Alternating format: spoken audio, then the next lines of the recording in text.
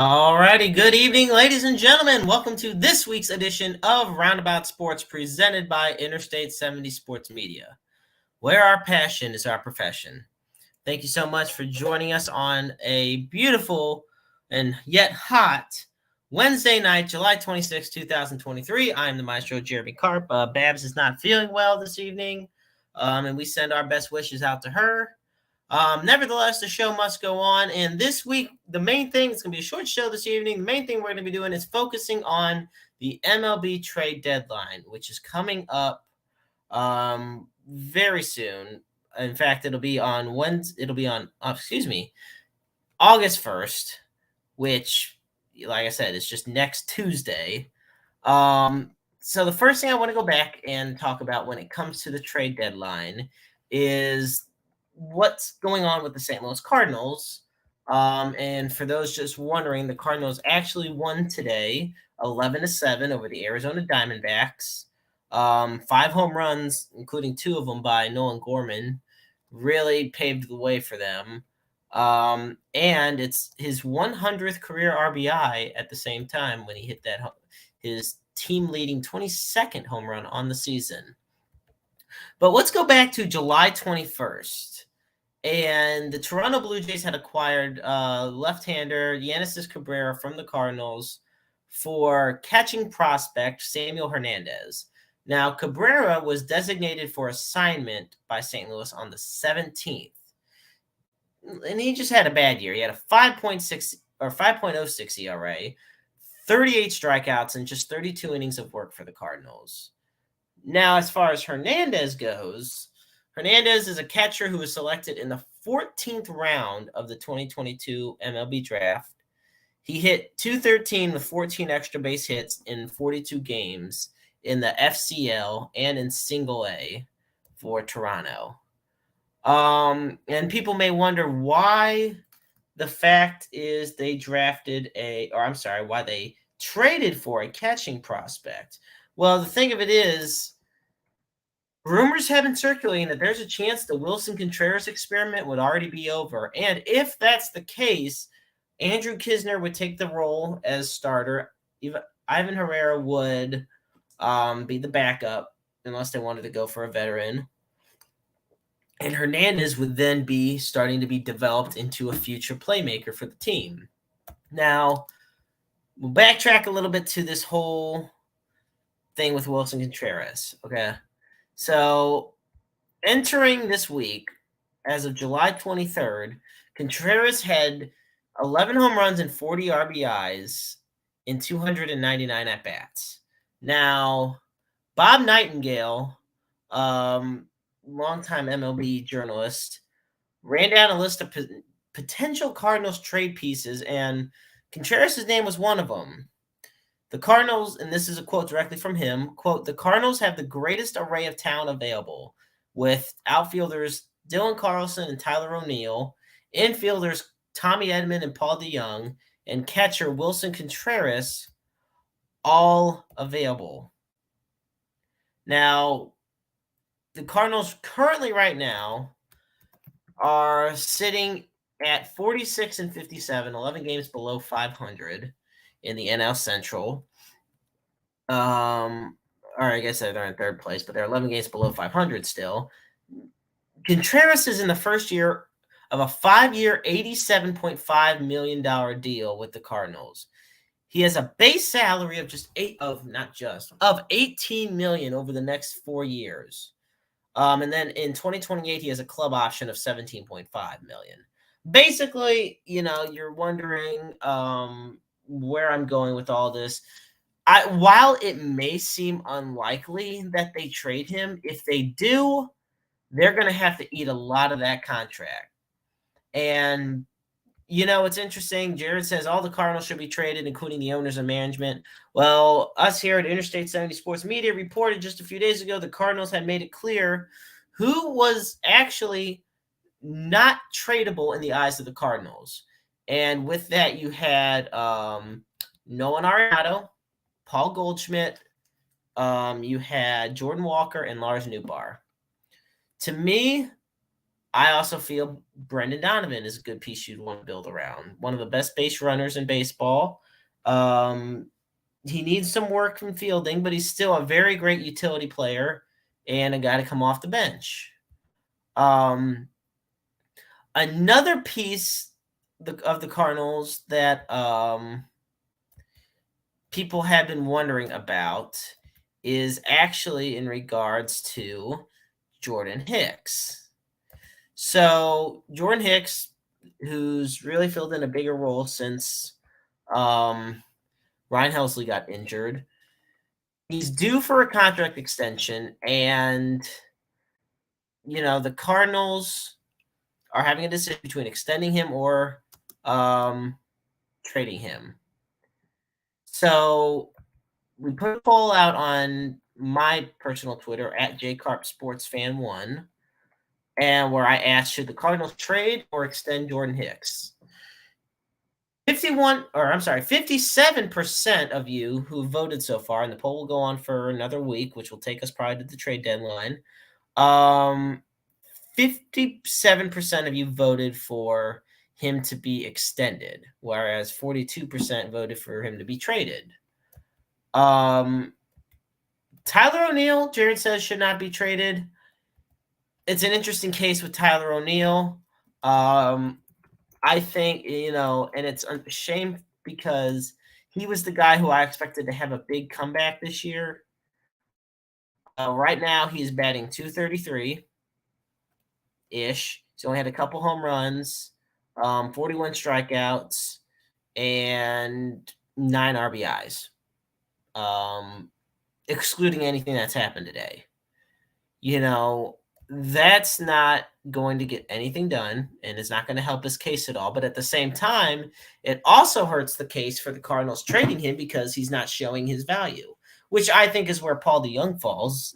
Because look, yeah, he's been hitting home runs. He's in the top 4 on the team in home runs this year. But at the same time, I mean, look, he's almost like Randall Grichuk and Mark Reynolds and the guys in the past that if they're not hitting a home run, they're striking out or they're just not getting on base, and Paul DeJong has that problem.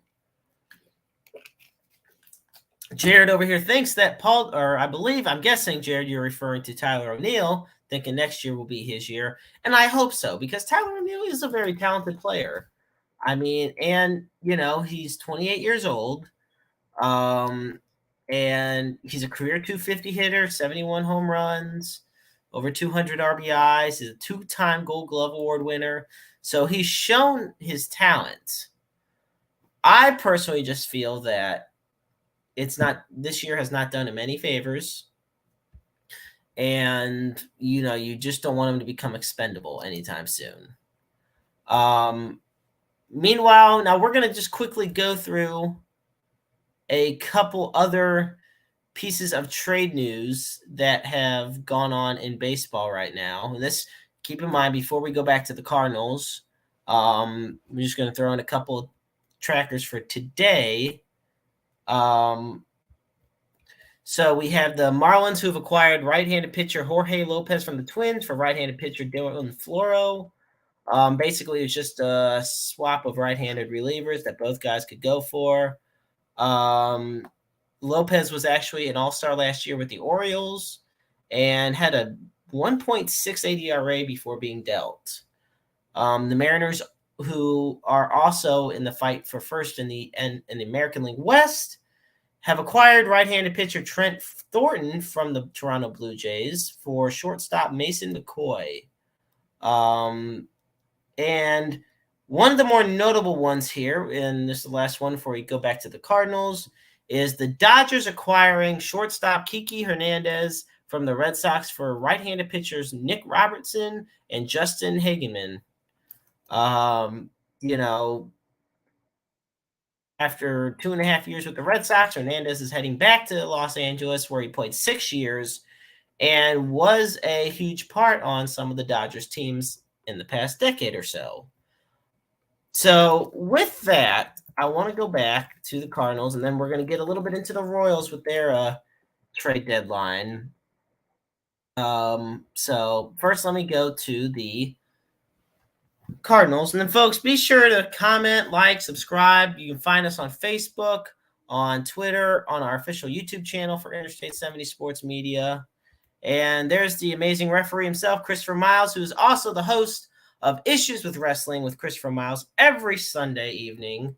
So definitely be sure to tune into that. It's an amazing show. He has just fantastic guests all the time, whether it be wrestlers, referees, announcers, or the works. So once again, Issues with Wrestling with Christopher Miles. Be sure to tune into that every Sunday evening. That's, I believe, 6 o'clock Central Time. You can find us also here on Spotify, Apple Podcasts, Google Podcasts, Breaker, and so many more places out there. So as I was saying, back to the Cardinals with the trade deadline. So Katie Wu of The Athletic reports the Cardinals do plan to hold on to Tyler O'Neill at this year's deadline. But here are some of the guys who, according to Jeff Passan of ESPN, are not safe. Once again, I mentioned Paul DeJong earlier. This is where, now here we go with the next two guys who I'm a little iffy on when it comes to this. Jordan Montgomery and Jack Flaherty, both starting pitchers. Flaherty pitched today for the Cardinals, had a pretty decent start, did not get the win. And this is the third game in a row the bullpen blew the lead for the starter who had a solid outing. And so, but Jordan Montgomery and Jack Flaherty are on the trade block. Paul DeJong, like I said, Chris Stratton, a potential free agent for the Cardinals, and as well as Jordan Hicks are all possible trade targets at the moment for other teams. Now, this is, to me, and I want to backtrack to Jared's point earlier about not getting enough chance to and about the Cardinals being injury prone. Since opening day of last year, Tyler O'Neill's only played in 130 games. It's 162 games in a season. Now, you're not going to improve much if you don't play much. And keep in mind, this is a guy that finished in the top 10 just 2 years ago in MVP voting. And, you know, in 2021, he hit 286 with 34 home runs. Next year is O'Neill's last year with the Cardinals contractually is in 2024. He'll be arbitration eligible for the final time this offseason. And we'll be honest, O'Neill has had also some very interesting issues with management this season so far. Although I feel personally Mozeliak and Ali handled it very poorly. Just my opinion on the controversial hustling issues that Tyler O'Neill had early on. Meanwhile, like Jared said, you look at the outfielders. I mean, you got Lars Nootbaar, who has become the new starting center fielder, essentially.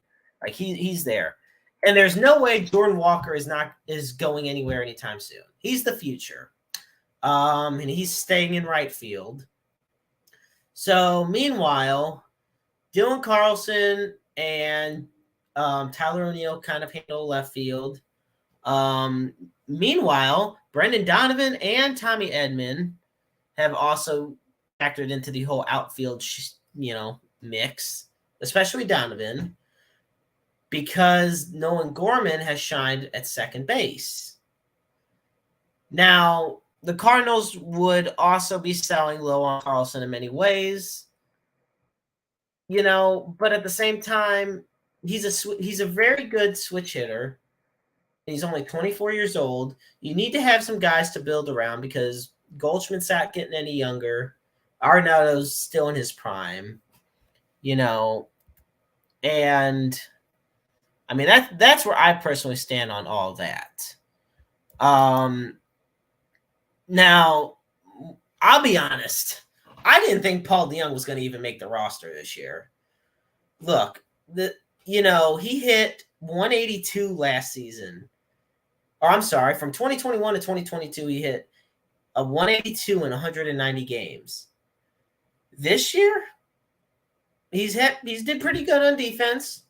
He's hitting 237, and he has about 3.29 million left with a buyout on next year's option. DeYoung seems affordable and productive enough for the Cardinals to be a good trade candidate. He's not somebody that the Cardinals have to eat a lot of money out of if they trade him away. Now, this is my thing. For the Cardinals, the number one need is pitching. Wainwright's retiring next year. Steven Matz, although he had his best start of this season yesterday, Steven Matz and Matthew Liberatore have both struggled all year. Montgomery, to me, has done pretty good. Michaelis is going to be that key piece on this rotation for a long time to come. But Montgomery and Flaherty are impending free agents, and we don't know if the Cardinals are going to be spending money to keep them. Hicks and Stratton are trade candidates. Obviously, Hicks, the heavy fastball, 100-mile-an-hour throwing guy, is more appealing to a team, especially given his youth. He's only 26 years old, and he's thrown in a 1.88 ERA dating back to early May. Stratton, good 33-year-old veteran, who is able to strike out batters pretty well, doesn't walk a whole lot of guys, So they're good, reasonable trade targets. This is my thing. Quintana, they should have kept Jose Quintana. And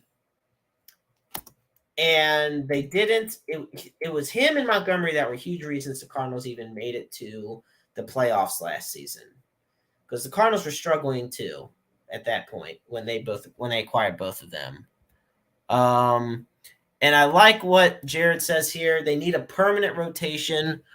And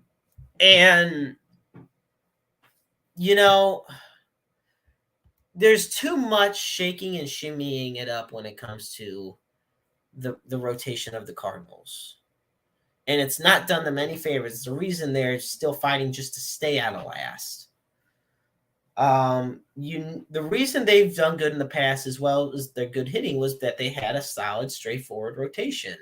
If you need to have a day where the bullpen guys go at it, a couple innings after each other, then do that. But, you need to have a set rotation with Michaelis, Wainwright, Montgomery, Flaherty, and if you need a bullpen day, do that. If you need Matz, if he's good or at least decent, do that.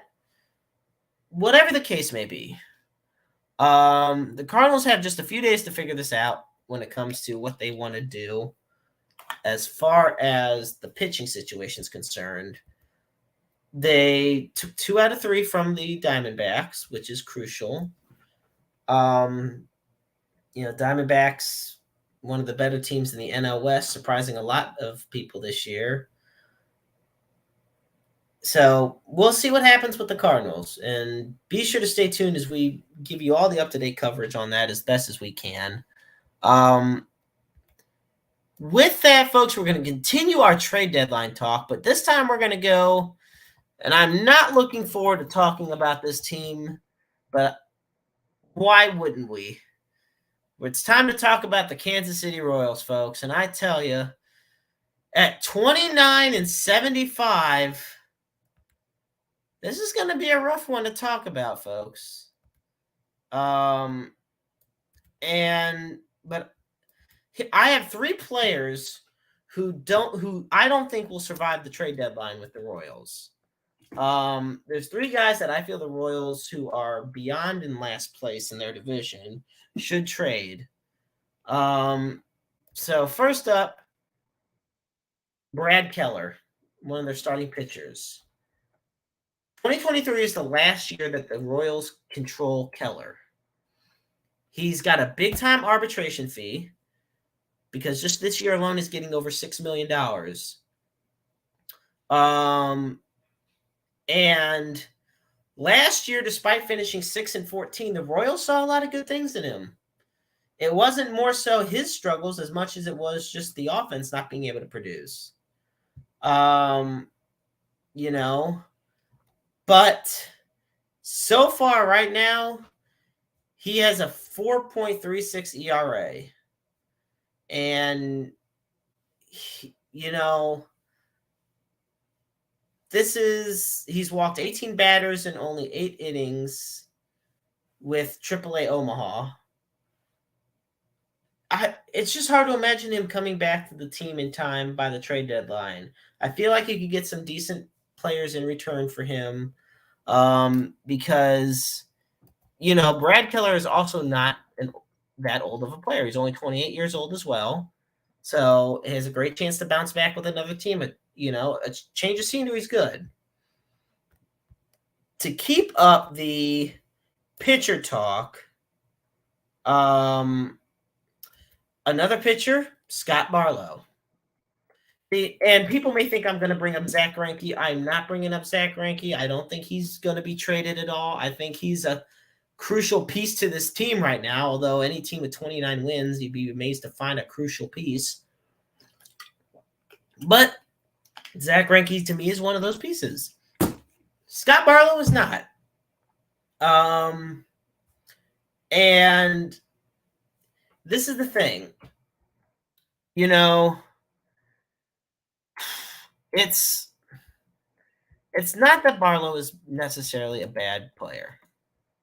I'm going to be just quite honest with you. In his career, he has a 3.35 ERA. This year, he's allowed 3 home runs. He's struck out 45, walked 21, but his ERA has skyrocketed to 5.15. It is, and he's only pitched 36 innings, mind you. And for a relief pitcher, 5.15 doesn't do you any favors. It really doesn't. And there was a chance when, back in 2019 and 2020, when his value was actually at its highest, that the Royals could have traded him and gotten some good return. Now, not so much.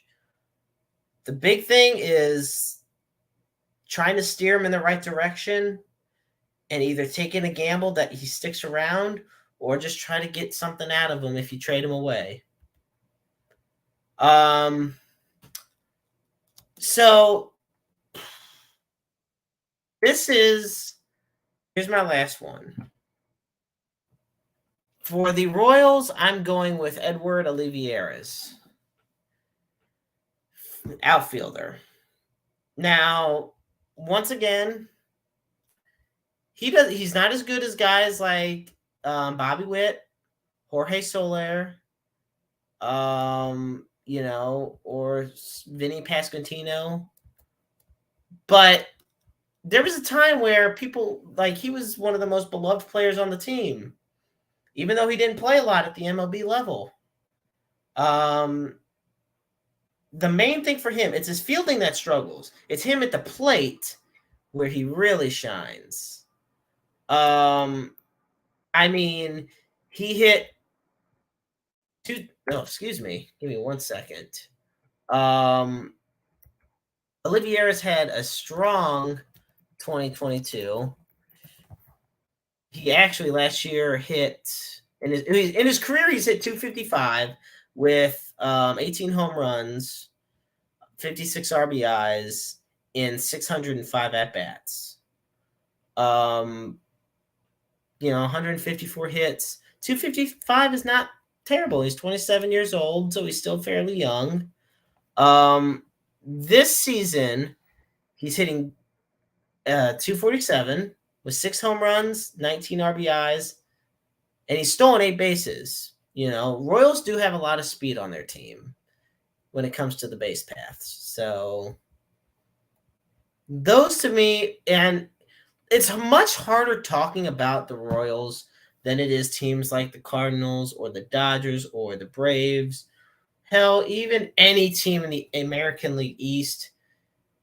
Because just when you look at the other teams I've mentioned, they're trying to, and Jared says it perfectly, the Royals drop the ball quickly. That's why they suck. And I hate saying it, but they do suck. I mean, they're almost at 80 losses, and we're not even in August yet. And the big problem with the team is that, they've drafted in the top 5 the past 5 years. None of their prospects are in the top 100. Most of the prospects they've called up already are struggling. The pitching's bottom tier. They'll score 8 runs and somehow the pitching will allow 9. Or pitching will have a solid outing and the bats can't hit the broadside of a barn. I look at this team and it amazes me how bad they are. And yeah, they got new ownership, new management. It's a complete overhaul. Now we got our good friend, the Night Owl from the Wrestle Talk podcast, one of the premier wrestling podcasts out there every Tuesday night. And it's always great seeing the Night Owl. One thing he wants to talk about, and keep in mind, he's in the KC area, so he knows this as well as anybody. One of the biggest talks out there is the stadium situation. And I feel like that's another reason that the team's just kind of sucking on the field, is that the team's focusing more on what's going on off the field. And that being moving downtown Kansas City, and I mean downtown, like where Busch Stadium would be or is for St. Louis, or stay at Kauffman Stadium right across the lot from Arrowhead.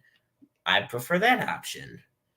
Because, look, first off, Kansas City traffic is not kind. That's number one. Number two, a team that's almost at 80 losses before August 1st does not deserve a state-of-the-art stadium in the middle of downtown Kansas City. Just saying. That's my opinion. And, look, attendance doesn't, show for it. Like, I don't feel that the product is good enough on the field to warrant giving fans a super nice elite stadium that's going to just be more luxury than baseball. Now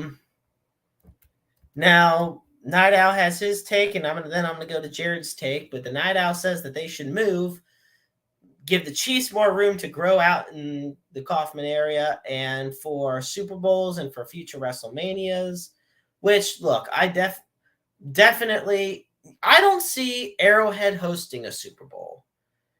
As crazy as it is, I'll tell you why.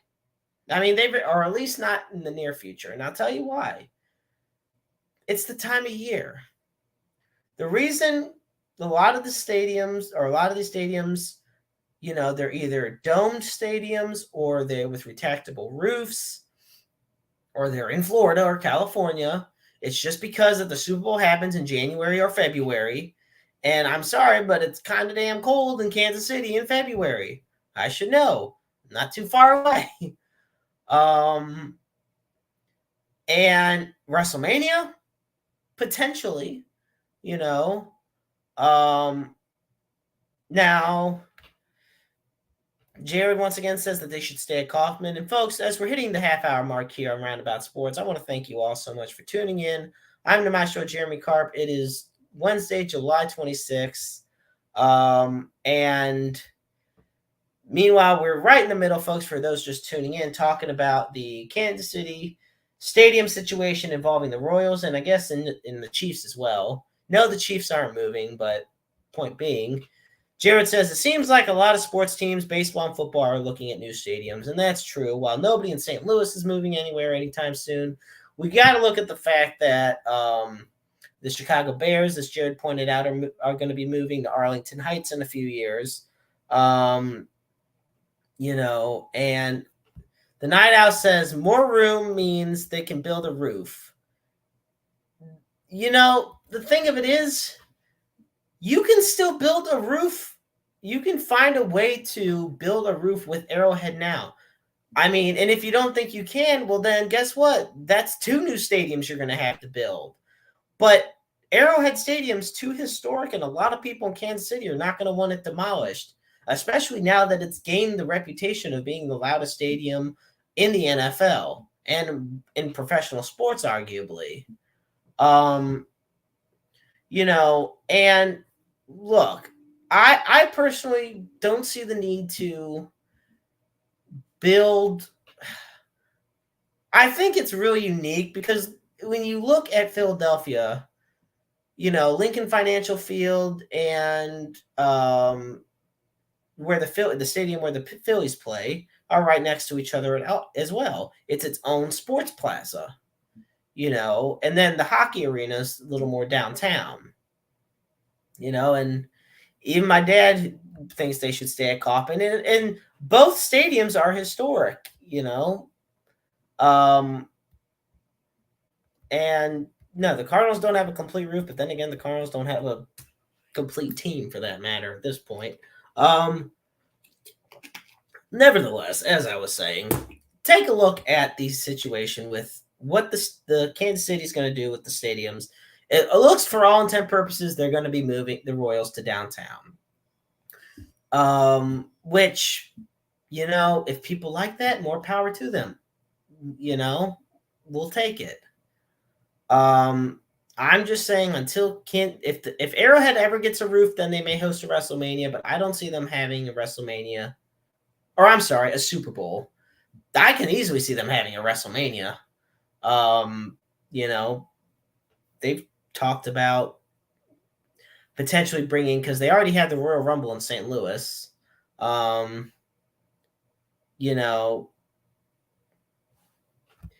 And Jared over here saying, KC doesn't need to move anything, but they're essence the first 3 letters. Interesting take on that. So, nevertheless, I want to say, as we're going to move on now from the trade deadline talk and the Kansas City talk in regards to stadium situations. So just give me 1 second here. We're going to check out a couple things. So there was interesting news on in the NFL as we're approaching the season. Training camp's underway in the NFL. Aaron Rodgers, the new quarterback from the Jets, signed a new contract, and the 39-year-old future Hall of Famer signed a 2-year, $75 million contract. Now, I want to keep in mind that he originally was going to make $110 million guaranteed. He took a freaking $35 million pay cut just to help the Jets with some financials. I mean, holy crap, imagine that. This comes a day after Chargers quarterback Justin Herbert signs a 5-year, $262.5 million deal, which makes him the highest paid quarterback in the NFL currently. Is it deserved? Not a chance in hell. To me, unless your name's Pat Mahomes, you should not be making over $200 million. Once again, that's just my opinion on the matter.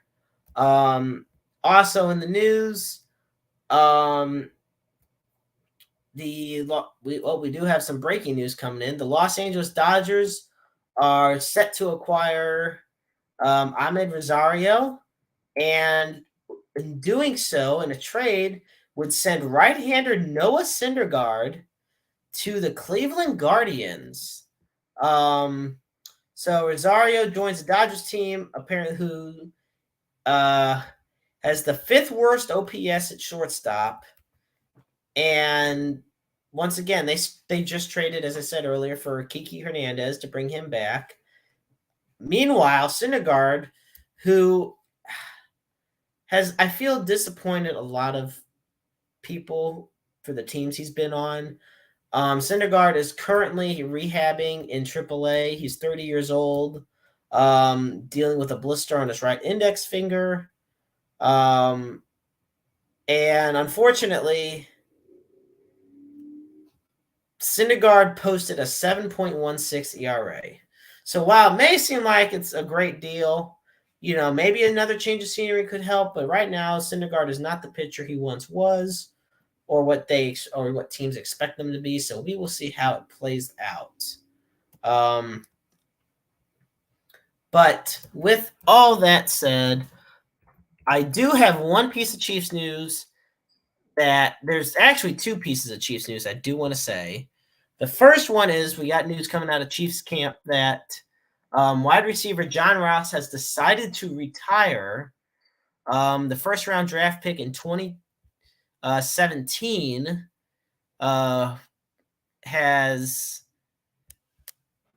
announced his retirement. And it's interesting because the Bengals drafted him at number 9 overall in 2017.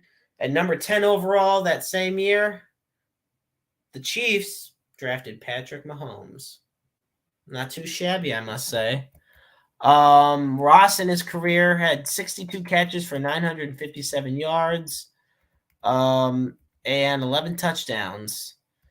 That's the third notable receiver after McCole Hardman and Juju Smith-Schuster that has left the Chiefs essentially over the past few months. Also,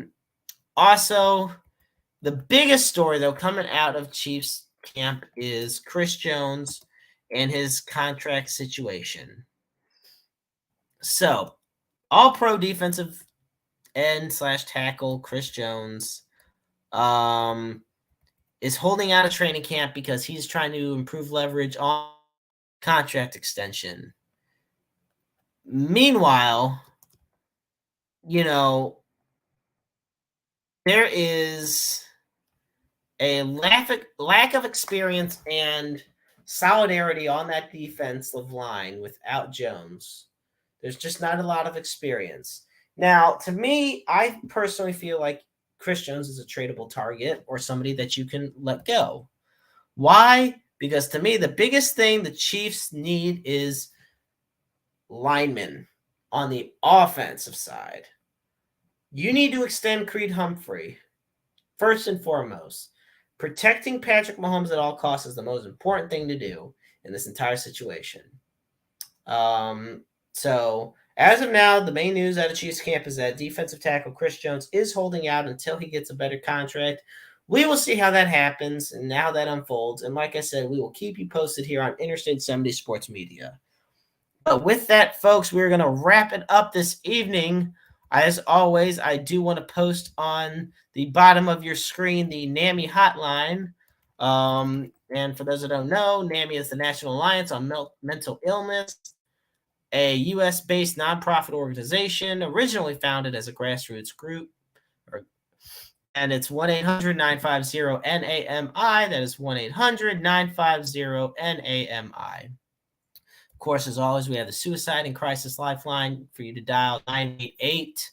It's open 24/7, 365, 366 on leap years. Understand that you're never alone in this world. There is always somebody out there who is willing to listen to you. Nobody deserves to go through life wondering if they don't deserve to be on this earth. And you could always also possibly be those listening ears for somebody else to help them get through their situation. I want to thank you all for tuning in, and I look forward to joining you guys again in the next episode of Roundabout Sports. Until then, I'm the Maestro Jeremy Carp, and remember, life is a book full of empty pages just waiting to be written in. Make your lives worth reading.